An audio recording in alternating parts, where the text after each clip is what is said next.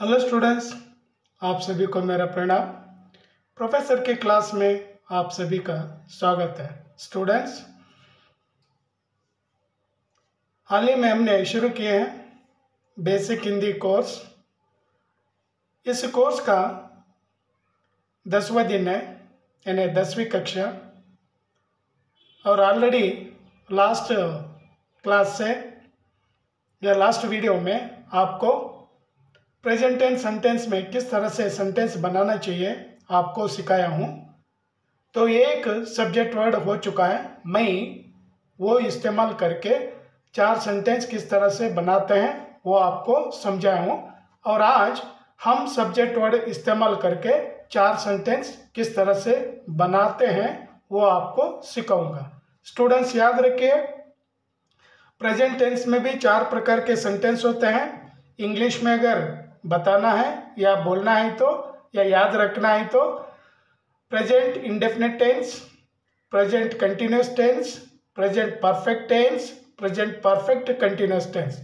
हिंदी में अगर आपको याद रखना है सामान्य वर्तमान काल, अपूर्ण वर्तमान काल, पूर्ण वर्तमान काल, संदिग्ध वर्तमान काल। सो इस तरह से 4 प्रकार के सेंटेंस होते हैं प्रेजेंट टेंस में।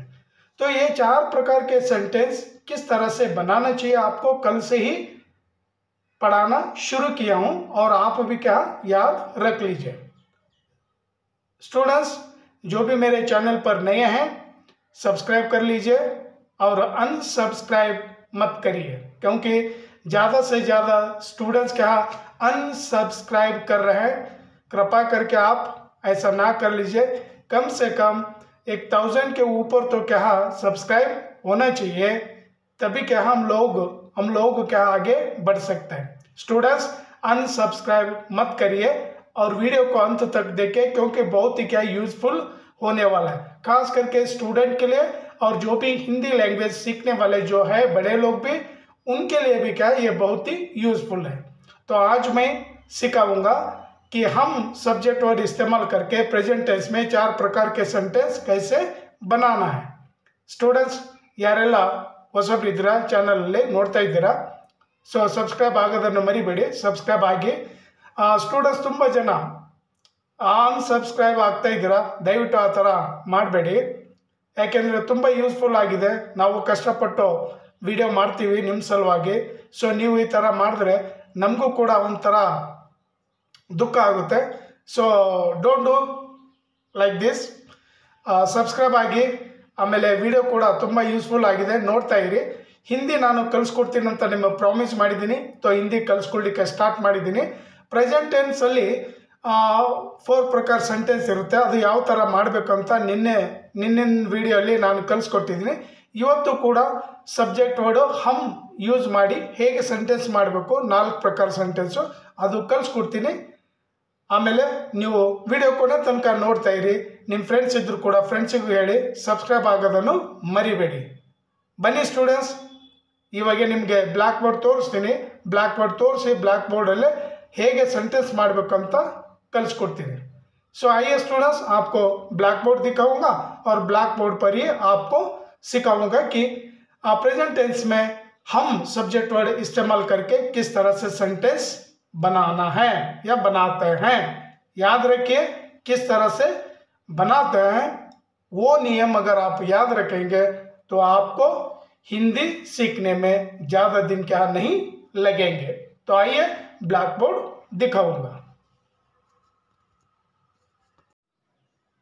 ये स्टूडेंट्स, इव सेंटेंस ಅಲ್ಲಿ हम ಸಬ್ಜೆಕ್ಟು ಯೂಸ್ ಮಾಡಿ ಸೆಂಟೆನ್ಸ್ ಮಾಡ್ತಾ ಇದ್ವಿ। ನಿನ್ನೆ ಕ್ಲಾಸ್ನಲ್ಲಿ ಮೈ ಯೂಸ್ ಮಾಡಿ ಸೆಂಟೆನ್ಸ್ ಮಾಡಿದ್ವಿ। ಈ ಕಡೆ आम, किताब, कहानी ಇದು ऑब्जेक्ट वर्ड, लिखते हैं, पढ़ते हैं और खाते हैं वो वर्ब वर्ड ಅಂದರೆ ಕ್ರಿಯೆ ಶಬ್ದ ಇದೆ। ಇವತ್ತು ಹಮ್ ಯೂಸ್ ಮಾಡಿ ಸಬ್ಜೆಕ್ಟ್ ವರ್ಡ್ ಯಾವ ಥರ ಸೆಂಟೆನ್ಸ್ ಮಾಡಬೇಕು ಕಲಿಸ್ಕೊಡ್ತಾ ಇದ್ದೀನಿ, ನೀಟಾಗಿ ನೋಡ್ಕೊಳ್ಳಿ। ಹಮ್ ಆಮ್ ಖಾತೆ हैं, ಖಾತೆ ಹಮ್ ಖಾತೆ ಅಂತ ಯಾಕೆ ಬರಿಬೇಕಂದ್ರೆ ಹಮ್ಮು ಪ್ಲೂರಲ್ ವರ್ಡ್ ಇದೆ, ಸಿಂಗ್ಯುಲರ್ ಅಲ್ಲ। ಹಮ್ ಮೀನ್ಸು ವಿ ಅಂದರೆ ನಾವು ಬಹುವಚನ ಇದೆ।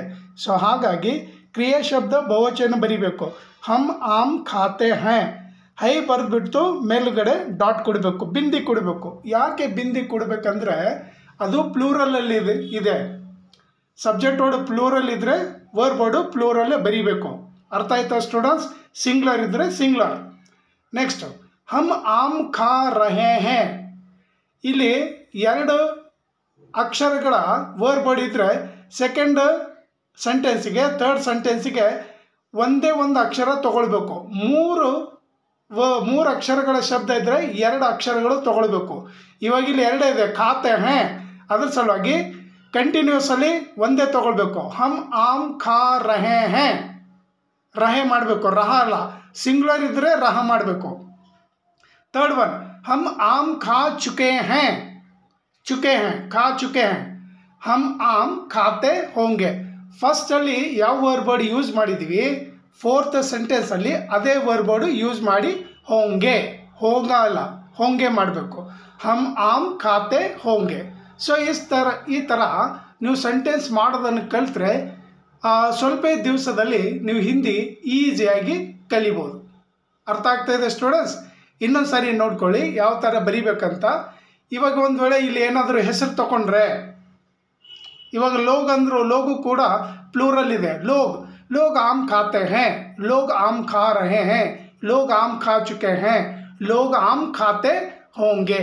ಲೋಗು ಕೂಡ ಪ್ಲೂರಲ್ ಇದೆ, ಸಿಂಗ್ಲರಲ್ಲೂ ಬಂದುಬಿಡುತ್ತೆ. ಓಕೆನಾ? ಪ್ಲೂರಲ್ ಆ್ಯಕ್ಚುಲಿ ಅದು, ಸಿಂಗ್ಲರ್ ಯಾರು ಯೂಸ್ ಮಾಡಲ್ಲ. ಲೋಗ್ ಅಂದರೆ ಪೀಪಲ್, ಪೀಪಲ್ಲು ಪ್ಲೂರಲ್ಲೇ ಇದೆ. ಇವಾಗ ಒಂದು ಏನಾದರೂ ಹೆಸರು ತೊಗೊಂಡು ಮಾಡಿದ್ರೆ, ಇವಾಗ ಯಾರ್ದಾದ್ರೂ ಹೆಸರು ತೊಗೊಂಡು ಸೆಂಟೆನ್ಸ್ ಮಾಡಿದ್ರೆ ಸಿಂಗ್ಲರ್ ಆಗುತ್ತೆ. ಇವಾಗ ಇಲ್ಲಿ ಕಿಶೋರ್ ಅಂತ ಇಟ್ಕೊಳ್ಳಿ, ಅಥವಾ ರಾಕೇಶ್ ಅಂತ. ರಾಕೇಶ್ ಆಮ್ ಖಾತೆ ಹೇ ಅಲ್ಲ, ರಮೇಶ್ ಆಮ್ ಖಾತಾ ಹೇ. ತಾ ಮಾಡಬೇಕು, ಹೈ ಮೇಲೆ ಡಾಟ್ ಇದೆಯಲ್ಲ, ಡಾಟ್ ತೆಗೆದು ಬಿಡಬೇಕು. ओके ना, डॉट निकलना और यहाँ पर ता लिखना। राकेश आम खाता है, राकेश आम खा रहा है, राकेश आम खा चुका है, राकेश आम खाता होगा।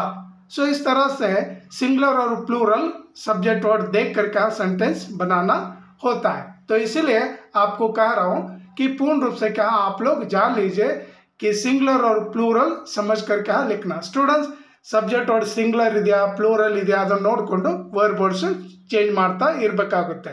ಸ್ಟೂಡೆಂಟ್ಸ್ ತುಂಬ ಈಸಿ ಮೆಥಡ್ ಆಗಿದೆ ಇದು, ತುಂಬ ನೀವು ಚೆನ್ನಾಗಿ ಕಲ್ತ್ಕೊಳ್ತೀರಾ ಅಂತ ಅಂದ್ಕೊಳ್ತೀನಿ। ಸೊ ನೀಟಾಗಿ ಬೋರ್ಡ್ ನೋಡಿ ಒಂದ್ಸಾರಿ, ಸೊ ಹಾಗೆ ನೀವು ಬರ್ಕೊಂಡು ಬಿಡಿ। ಇವಾಗ ದಿನ ಒಂದೊಂದೇ ಸಬ್ಜೆಕ್ಟ್ ವರ್ಡ್ ಯೂಸ್ ಮಾಡಿ ಸೆಂಟೆನ್ಸ್ ಮಾಡೋದನ್ನು ಕಲಿಸ್ಕೊಡ್ತೀನಿ। ಸೊ ಇವತ್ತು ಇಷ್ಟೇ ಸ್ಟೂಡೆಂಟ್ಸ್, ಈ ವಿಡಿಯೋ ಇಲ್ಲಿಗೆ ಮುಗಿಸ್ತೀನಿ। Thank you, Jai Hind, Vande Mataram, Jai Karnataka. Board ನೋಡ್ಕೊಳ್ಳಿ, ಹಾಗೆ ಬರ್ಕೊಳ್ಳಿ।